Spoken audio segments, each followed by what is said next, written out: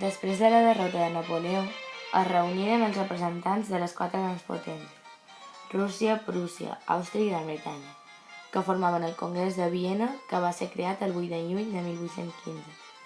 El Congrés de Viena va ser una trobada internacional celebrada a la capital austríaca i convocada amb l'objectiu de restablir les fronteres d'Europa després de la derrota de Napoleó Bonaparte.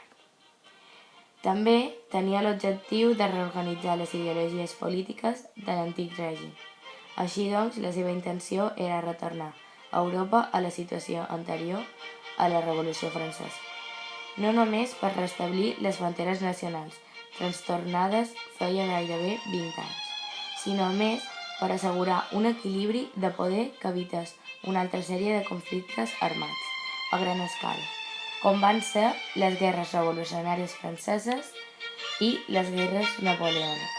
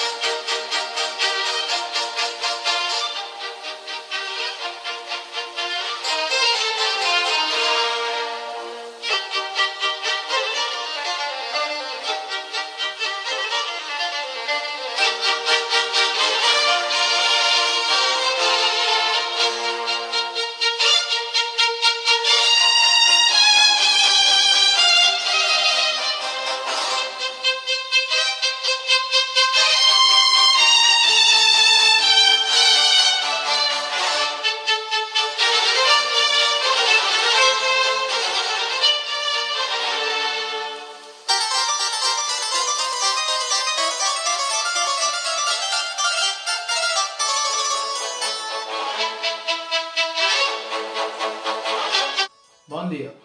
Vos he reunit a tots aquí amb l'objectiu de posar fi a les revolucions liberalistes i per restaurar el règim anterior a la Revolució Francesa. Vols crear una aliança militar per impedir i erradicar les revolucions liberalistes. M'anomenar Santa Aliança. Sí, això me pareix perfecte. Les quatre grans potències varen incorporar nous territoris en els seus regnats. Rússia s'annexiona en part de Polònia, Finlàndia i Bessaràbia. Àustria es va annexionar amb la regió dels Balcans. Anglaterra es va quedar amb l'estratègica illa de Malta, Ceilan i la colònia del Cap. Això els va garantir el control de les rutes marítimes. L'Imperi Otomà va mantenir el control dels pobles cristians d'Europa del Sud-Orient. Noruega va ser annexada a Suècia. Prússia es va quedar amb part de Saxònia, Westfàlia, Polònia i les províncies de Brno. Bèlgica va ser obligada a unir-se amb els Països Baixos, formant el Regne dels Països Baixos.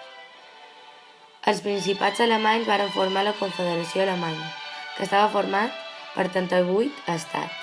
Prússia i Àustria varen participar en aquesta confederació. Espanya i Portugal no varen tenir guanys territorials.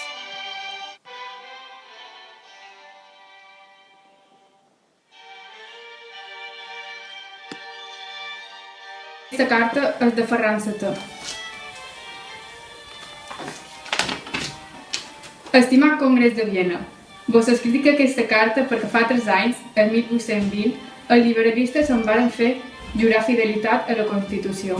Ara vos demano ajuda perquè acabeu el liberalisme a Espanya. Què vos pareix? Que li hauríem de donar el nostre suport. Idò, ja està decidit. Els ajudarem. Malgrat les mesures que van concertar per mantenir a ratlla els enemics de l'antic règim, no es va poder evitar que amb el pas dels anys les idees liberals i socialistes es dispersessin en diversos països. Les que van provocar les revolucions de 1830, revolucions que començaren a França, París, anomenades Revolució de Juliol o les Tres Glorioses, que es va estendre per bona part del continent europeu, i sobretot les revolucions de 1848, anomenat la Primavera dels Pobles o l'any de les revolucions, que va ser una onada revolucionària que va acabar amb l'Europa de la Restauració. Tot i així, el Congrés va aconseguir formar un autèntic equilibri de poder, cert que imperfecte, però que totes les grans potències tenien interessos comuns en preservar-lo, i que almenys va evitar grans guerres a Europa fins a la Primera Guerra Mundial.